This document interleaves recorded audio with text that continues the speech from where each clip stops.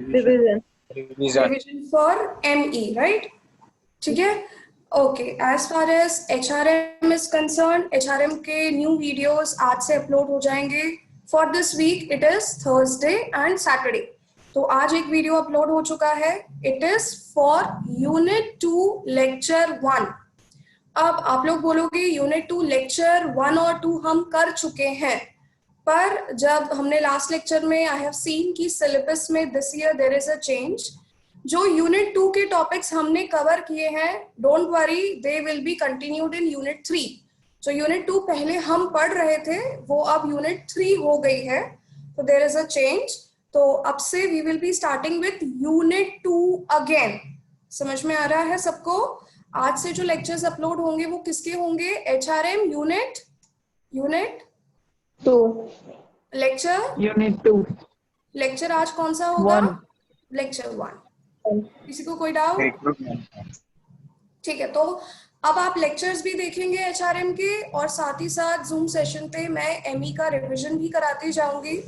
Revision के लिए मैंने ऐसे प्लान किया है कि we will cover at least 2 to 3 topics.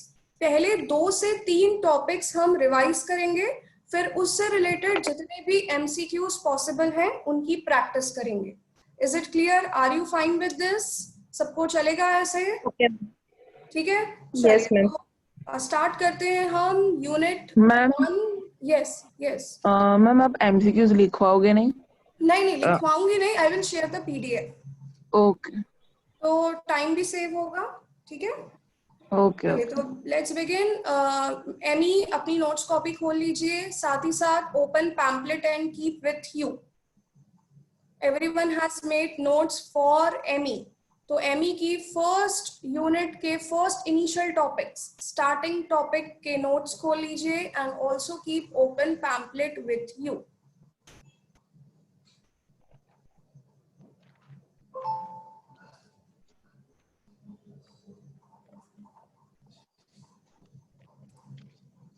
Let's start.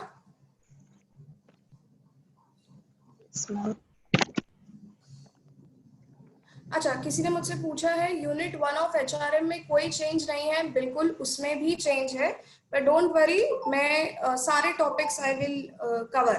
तो पहले हम यूनिट 2 से स्टार्ट करेंगे HRM में, पर जो भी यूनिट 1 के टॉपिक्स हैं बचे हुए, क्योंकि उसमें भी चेंज है. यस, तो डोंट वरी, सारे टॉपिक्स कवर हो जाएंगे. Okay, so let's begin. First topic was meaning of macroeconomics, right? यही था पहला टॉपिक सबके पास. Yes, ma'am.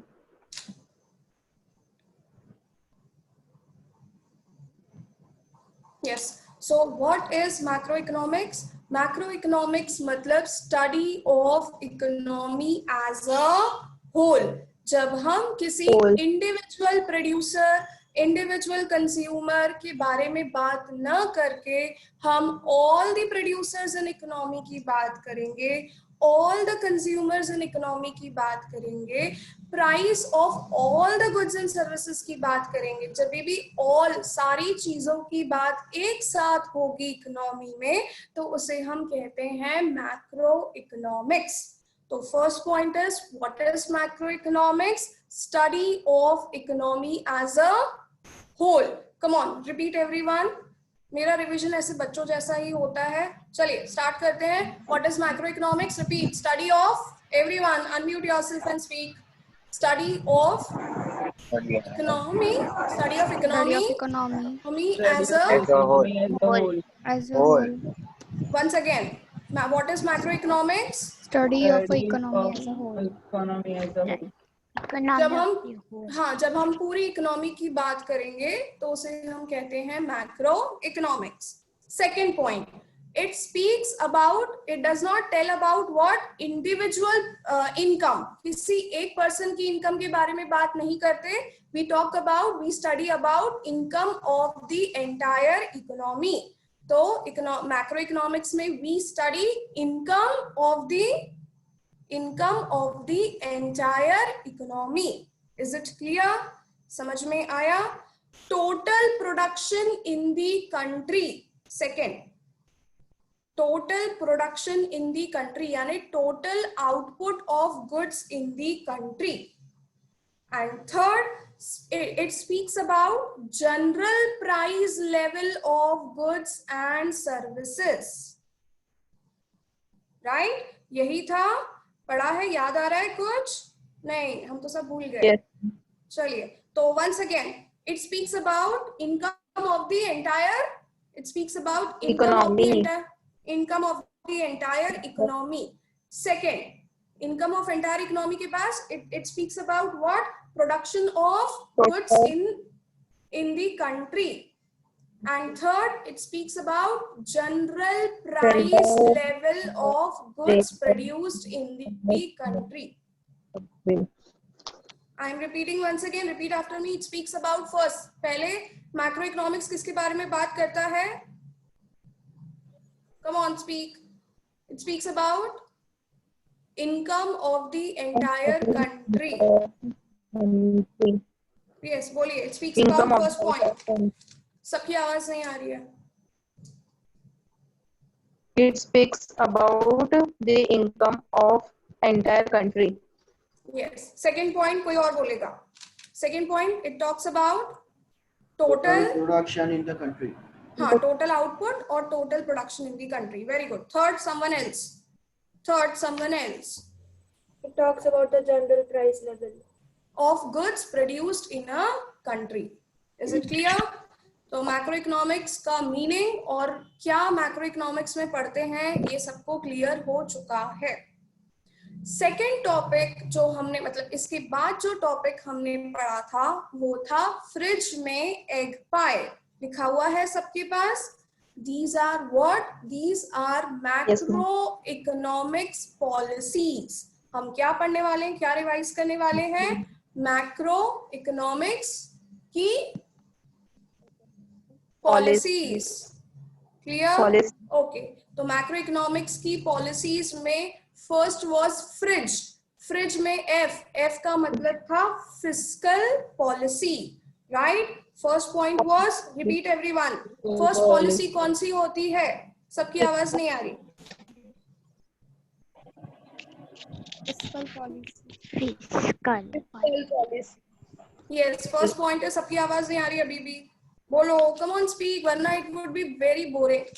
चलिए बोलिए. First point is Fiscal policy. fiscal policy. चलिए, अब fiscal policy पहले समझते हैं, then you will repeat. Fiscal policies are the policies undertaken by government. Physical policies कौन अंडरटेक करता है? अंडरटेकर नहीं, कौन अंडरटेक करता है? बहुत ही बुरा था. गवर्नमेंट. यस. तो गवर्नमेंट अंडरटेक करती है टू स्टेबलाइज द इकोनॉमी. कौन अंडरटेक करता है? Government. To stabilise the economy. Right? चलिए, physical policy is divided into two parts. कौन बताएगा नोट्स में देख के फर्स्ट पार्ट क्या था? Government spending. Government spending. What is government spending? Government spending मतलब when government spends money from its reserves. जब गवर्नमेंट अपने रिजर्व से पैसे खर्च करती है for what? For infrastructure, for growth of industries, for providing employment opportunities, तो उसे हम कहेंगे क्या? उसे हम कहते हैं government spending. Is it clear? Government spending यानी गवर्नमेंट पैसा खर्च करती है अपने रिजर्व से. फॉर, बोलिए, फॉर किस किस चीजों के लिए? Infrastructure facilities. ठीक है. Growth हाँ. of industries. इंडस्ट्री की ग्रोथ के लिए. और कोई बोलो? एम्प्लॉयमेंट के लिए. Anyone else? Come on. Employment, growth, industries की ग्रोथ हो गई. और साथ ही साथ क्या करती है? ट्रांसफर पेमेंट भी करती है. लिखा हुआ है point, transfer payment. What is transfer payment? Transfer payment यानी वन साइडेड पेमेंट. जब गवर्नमेंट क्या कर रही है? लोगों को फ्लड अफेक्टेड एरियाज में, जहाँ पे भी कोई बोलते हैं ना नेचुरल कैलामिटी हो गई, वहां पे खर्च कर रही है, स्कॉलरशिप्स दे रही है, तो उसे कहेंगे ट्रांसफर पेमेंट। अंडरस्टूड? इसके अलावा भी गवर्नमेंट सैलरीज देती है उसके एम्प्लॉयज को। क्लियर? अंडरस्टूड? चलिए, तो government spending means when government, बोलिए एवरीवन से, when government When government spends money spends money from its reserves for infrastructure facilities, employee benefits, employees, transfer payments, transfer payments and क्या बोलते हैं, transfer payments और salaries to it's employees. कोई doubt government spending में? Okay. Second part of fiscal policy is, second part of fiscal government policy taxation, government taxation. अब हाँ, tax government की important principle revenue activity है, यानी tax से ही government को income मिलती है। समझ में आया? Tax is a source of income for government. Clear? चलिए, अब अगर टैक्स कम कर देंगे, ध्यान से सुनना, टैक्स अगर कम कर देंगे तो हमारी डिस्पोजेबल इनकम, यानी हमारी खर्च करने वाली इनकम बढ़ जाएगी, क्योंकि हमें अभी टैक्स क्या कर दी है, कम कर दी है। तो when government reduces tax, so what happen? Disposable income of people rises. अब डिस्पोजेबल इनकम ऑफ पीपल अगर बढ़ेगी तो वो खर्चा ज्यादा करेंगे, यानी demand of goods will increase. Understood? Clear? चलिए, अब अगर टैक्सेस बढ़ा दी तो बोलो, व्हेन गवर्नमेंट इंक्रीजेस टैक्सेस तो डिस्पोजेबल इनकम, खर्च करने के लिए पैसा reduces. हमें टैक्स ज्यादा भरना पड़ेगा, तो demand of goods and services will decrease. Understood? समझ में आया? इसमें यही पॉइंट्स लिखे हैं शायद हमने, राइट? अंडरस्टूड? चलिए, तो fridge is clear. F stands for fiscal policy कौन अंडरटेक करता है? government, सब बोलो ना प्लीज, गवर्नमेंट। उसके बाद क्यों अंडरटेक करती है government? To stabilize the economy, stabilize the economy. It includes first government spending and government taxation, हाँ, स्पेंडिंग यानी गवर्नमेंट पैसा खर्च अपने रिजर्व से करती है, ठीक है, अलग अलग पर्पसेस के लिए। और टैक्स मतलब, टैक्स क्या होता है? Tax is the important source of Income from of government, हाँ, अब इसमें आता है, अगर टैक्स कम कर देंगे तो डिस्पोजेबल इनकम बढ़ जाएगी, तो डिमांड भी बढ़ जाएगा। अगर टैक्स बढ़ा दी तो डिस्पोजेबल इनकम Reduce. कम हो जाएगा, क्योंकि टैक्स ज्यादा देना पड़ेगा, तो खर्चा करने के लिए इनकम कम हो जाएगी, तो डिमांड ऑफ गुड्स भी कम हो जाएगा। डन। अब फ्रिज में M stands for monetary policy. Monetary policy is undertaken by Central Bank of the country. Clear? Fiscal policy is undertaken by government. Monetary policy is undertaken by Central Bank of the country, Central Bank. In our case, India's central bank is RBI, Reserve Bank of India. चलिए, तो अब हाँ, monetary policy is undertaken to control the supply of money in the country. क्या control करता है ये? This controls supply of money in the country. Yes, come on. Monetary policy is undertaken to regulate the supply of money in the country, regulate the supply of money in the country. कैसे होता है? by two things, by interest rate and by availability of loans. Right? No. Yes. How money supply is regulated in the country? By first is, Interest rate and second and is, availability of Availability of loans. loans. अच्छा, अगर RBI चाहती है कि लोगों के पास बहुत पैसा आए तो आरबीआई इजीली क्या देगी? इजीली लोगों को लोन्स बांट देगी. और जब आरबीआई ये चाहती है कि नहीं, लोगों के पास सब इतना पैसा नहीं होना चाहिए, तो लोन्स की अवेलेबिलिटी को क्या कर देगी? कम कर देगी. समझ में आया? How many supply is regulated by loans. Understood? Yes, ma'am. Okay, तो पहला second point, yes, money monetary policy is undertaken by whom? Central Bank of the country. Central Bank of the country, and it includes what? Interest rates and Interest rates availability and of loans. availability of loans. Loans. ठीक है. अगर logical आता है कि already people are having lot of money, तो availability of loans क्या हो जाएगी? Reduces. और इंटरेस्ट रेट क्या हो जाएगा? बढ़ जाएगा. क्यों? लोगों के पास बहुत पैसा है तो इंटरेस्ट रेट क्यों बढ़ जाएगा? क्योंकि बैंक फिर इन्वेस्टमेंट्स करेगी ना और जगह पे, प्रोडक्शन सेक्टर्स पे. हाँ, पर इतना सोचने की जरूरत ही नहीं. ऑलरेडी लोगों के पास बहुत पैसा है तो बैंक्स तो चाहती हैं कि लोगों के पास पैसा क्या हो जाए? बहुत ज्यादा न रहे. लोगों के पास पैसा क्या हो? कम हो जाए. कम हो जाए. तो लोन पर इंटरेस्ट बढ़ जाएगा. समझ में आया?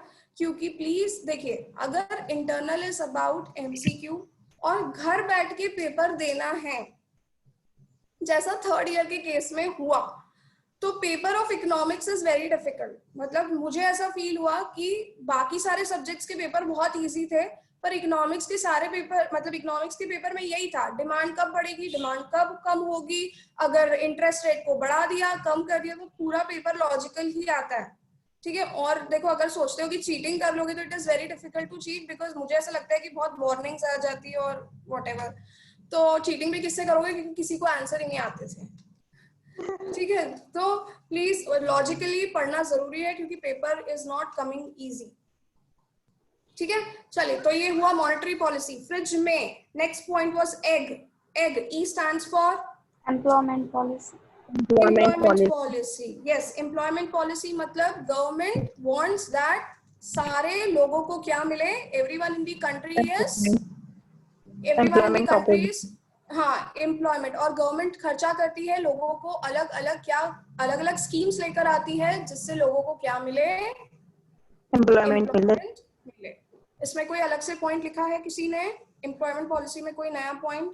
जनरल ही लिखा गया था शायद. Yes ma'am. Please read.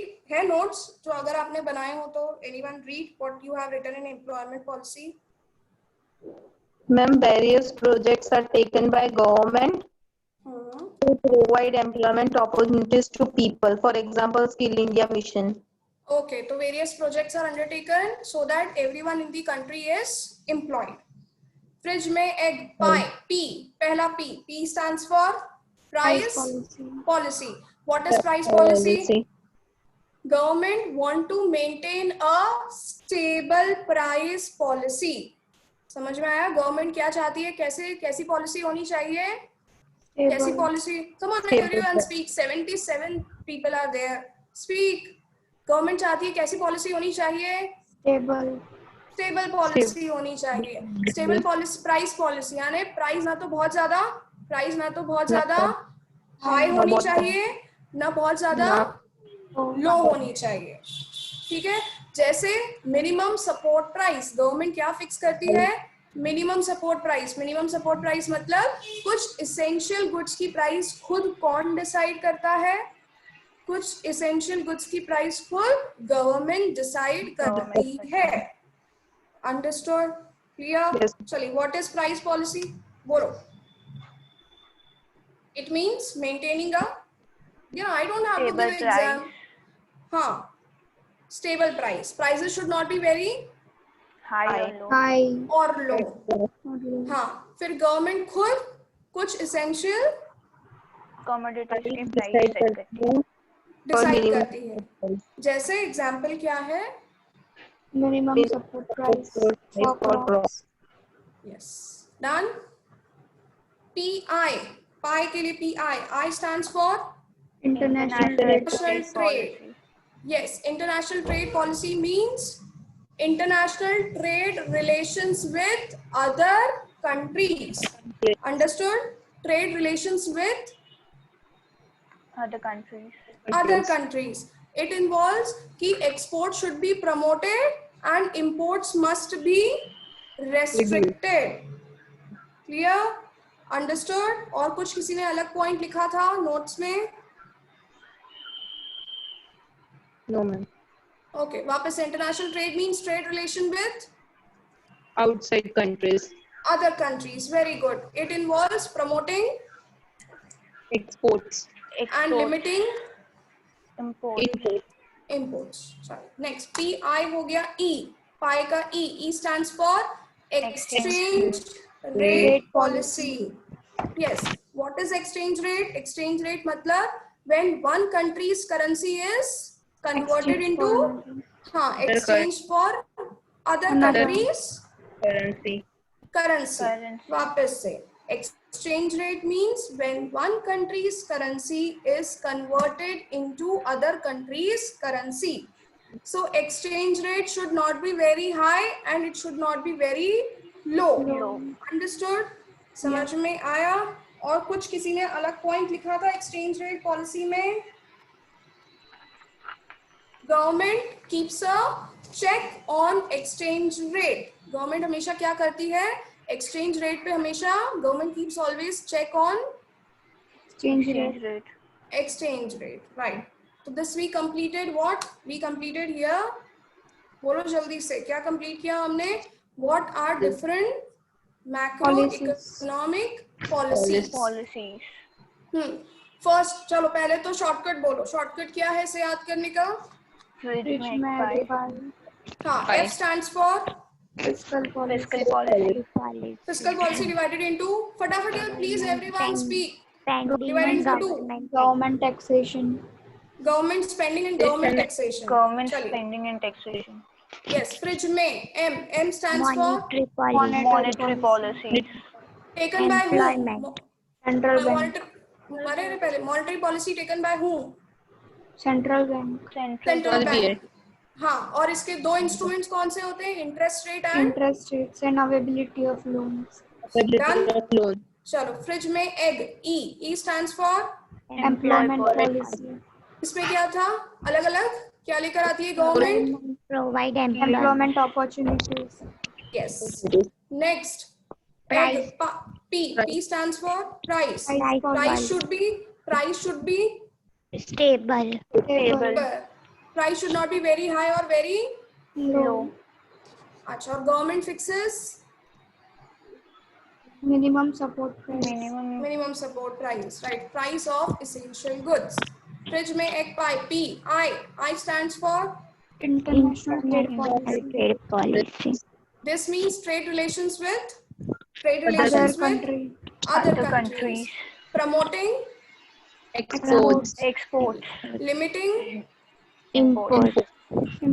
Next, pi E. E stands for exchange rate policy. exchange rate means when one country's currency is exchange from the other countries currency. yes. तो गवर्नमेंट चेक रखती है किस पर? Exchange rate. Exchange rate. Done. अच्छा, अब इसमें से जो वेरी वेरी इंपॉर्टेंट क्वेश्चन आता है जनरली वो है first fiscal policy. Fiscal policy helps to achieve, शायद मैंने पहले भी लिखवाया है, चेक करना. Fiscal policy helps to achieve dash objective. Full employment. Yes, ये मैंने पहले भी लिखवाया है, आपके नोट्स में होगा. फिस्कल पॉलिसी का काम होता है, गवर्नमेंट क्यों पैसा खर्च करती है? ताकि लोगों को काम मिले. गवर्नमेंट क्यों अलग अलग इंफ्रास्ट्रक्चर, ब्रिज बनवाती है, रोड बनवाती है? ताकि पुअर पीपल गेट एम्प्लॉयमेंट, उनको काम मिले. तो फिस्कल पॉलिसी का main objective is to achieve full employment.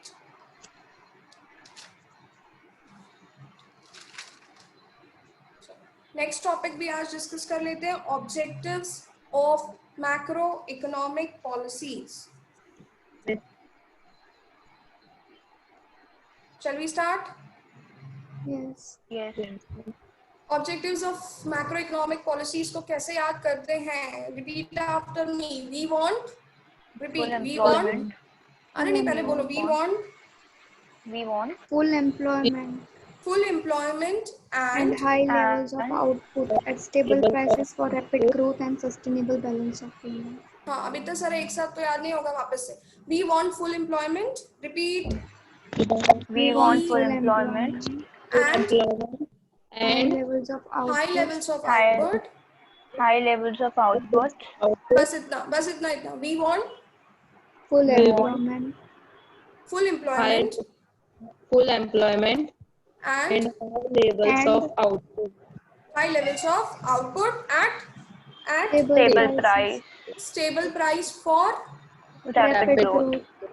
rapid growth and sustainable balance of payment. चलिए लर्न करते हैं पहले एक और बार, क्योंकि मुझे पता है एग्जाम तक तो भूल जाएंगे, बट फिर भी थोड़ा एक दो बार बोल देते हैं. We want Full employment and high levels of output. Repeat. We want full employment and high levels of output at Stable price. at stable price Stable price. for For rapid growth rapid growth and and sustainable sustainable balance of payment. payment. चलो done. Yeah. Okay, पहला था Full employment. Full employment. ठीक है, तो full employment में क्या पढ़ा था अपने नोट्स में देख लीजिए. I am also repeating. Full employment means everybody in the country should get work. समझ में आया? Full employment means everybody in the country, all the labor force in the country should get work. It helps us to achieve full employment by macroeconomic policies. से हमें full employment कैसे achieve होता है? Because it helps us to understand the concept of inflation and recession. जिन्होंने notes बनाए थे लिखा था ये. Because it helps us to achieve inflation and recession. Helps to understand inflation and recession. Inflation का मतलब होता है when demand of goods and services is very, again logic आ गया है, समझना. Demand of goods and services very high. जब goods and services की demand ज्यादा होगी तो प्रोडक्शन भी ज्यादा होगा. तो लेबर की डिमांड भी बढ़ेगी. Done. Once again, inflation means demand of goods and services is High. rising. High. Demand of goods and services high है तो production of goods भी ज्यादा होगा. Production of goods ज्यादा होगा तो demand of labor भी ज्यादा होगा. चलिए recession. Demand of goods and services is Low. production will be, production also will low. Production कम हो जाएगा तो लेबर की डिमांड भी कम हो जाएगी. डन. अंडरस्टूड? क्लियर? चलिए. We want full employment and high levels of output. Yes, high levels of output. High level of output means there should be increase in production of goods. Maximum goods should be produced या फिर potential GDP must be achieve. यही लिखा था. High levels of output means resources का utilisation maximum होना चाहिए, maximum goods produce होने चाहिए ताकि हम क्या अचीव कर सकें पोटेंशियल जीडीपी. अरे बहुत से बच्चे यार सर स्क्रीन पे ही देख रहे हैं, नोट्स भी तो देखो. You have made notes for revision purpose only. चलिए नेक्स्ट. लर्न हो गया. सेकंड पॉइंट क्या था? High levels of output. बोलो high levels of output. To study, high levels of output मतलब to achieve the potential GDP. हाँ, ताकि goods का प्रोडक्शन कंट्री में बढ़े जाए. हाँ, बढ़ता जाए. राइट. चलिए, we want full employment and high levels of output at stable price. Yes, stable price. Prices should be stable, न ज्यादा हाई होनी चाहिए, न ज्यादा लो होनी चाहिए. Price represents purchasing power. इसमें ये पॉइंट बहुत इंपॉर्टेंट है. प्राइस का मतलब होता है परचेसिंग पावर. क्यों? प्राइस मतलब वो पैसा जो लोग किसी कमोडिटी को खर्च करने में लगाते हैं. तो किसी कमोडिटी को खर्च करना, किसी कमोडिटी को वो पैसा जो लोग खर्च करते हैं ताकि गुड्स परचेस कर सकें. तो प्राइस का मतलब है हमारा purchasing power. Is it clear? समझ में आया? Price means what? Purchasing power. इसमें किसी ने कुछ अलग चीज लिखी थी? नहीं. There should be reasonable standard of living. Prices इस तरह से होनी चाहिए कि everybody attains what? Reasonable standard of living. और साथ ही साथ ये भी था, इन्फ्लेशन में प्राइस ऑफ गुड्स क्या हो जाती है? बढ़ जाती है. रिसेशन में प्राइस ऑफ गुड्स कम हो जाती है. कम हो जाती है. ठीक है, चलिए वापस से. Stable price policy means prices should be stable. Price represents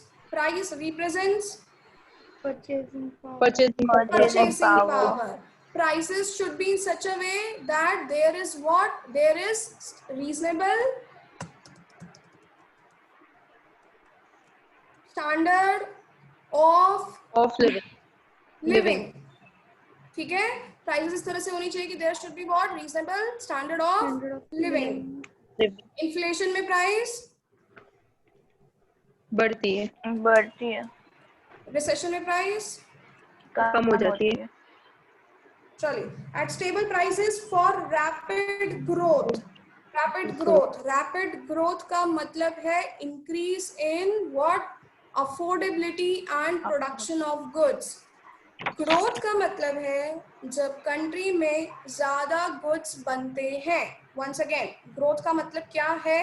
growth का मतलब क्या है? जब कंट्री में गुड्स, कंट्री में ज्यादा गुड्स प्रोड्यूस होते हैं, बनते हैं. पर जब गुड्स बढ़ रहे हैं तो पॉपुलेशन भी तो बढ़ रही है. तो ग्रोथ का मतलब है पर पर्सन अवेलेबिलिटी ऑफ गुड्स क्या होना चाहिए? पर पर्सन को मिलने वाले गुड्स क्या होने चाहिए? ज्यादा होने चाहिए. This is called as increase in per capita GDP. लिखा हुआ है? लिखा है. This means increase in per capita GDP. Per capita GDP मतलब increase in availability of goods for one person. Her person को ज्यादा गुड्स अवेलेबल होना कहलाता है पर कैपिटा GDP. अंडरस्टूड? वापस से, रैपिड ग्रोथ का मतलब है कि गुड्स ज्यादा बनना.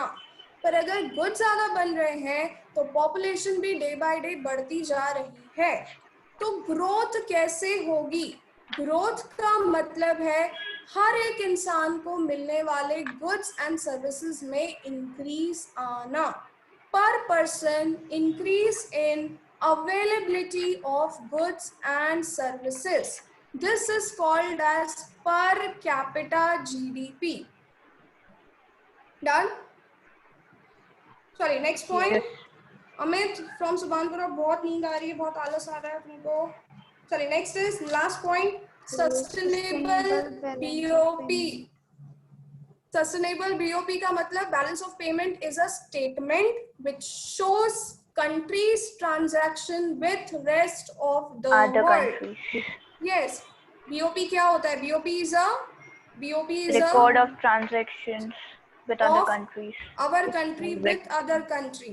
तो BOP की position should be favorable. There should be favorable BOP. Favorable BOP कैसे achieve होगा? By promoting export. बाय जब हम दूसरी कंट्रीज को पैसा उधार ज्यादा देंगे और बोरो कम करेंगे, बोरोइंग कम होगी और लेंडिंग ज्यादा होगी। अंडरस्टूड? चलिए, what is BOP? BOP is a statement which shows Systematic record of all transaction with respective order. ये क्या क्या रिकॉर्ड करता है? ये एक्सपोर्ट रिकॉर्ड करता है, इंपोर्ट रिकॉर्ड करता है, बोरोइंग्स रिकॉर्ड करता है, लेंडिंग्स रिकॉर्ड करता है। पर हमारा एम क्या है कि बीओपी की पोजीशन क्या होनी चाहिए? favorable. ठीक है। So here we come to end of objectives of macro economic policies. We want, चलिए मैं जिससे पूछूंगी वही बताएंगे। We want Moksh from Nizampura, बोलो।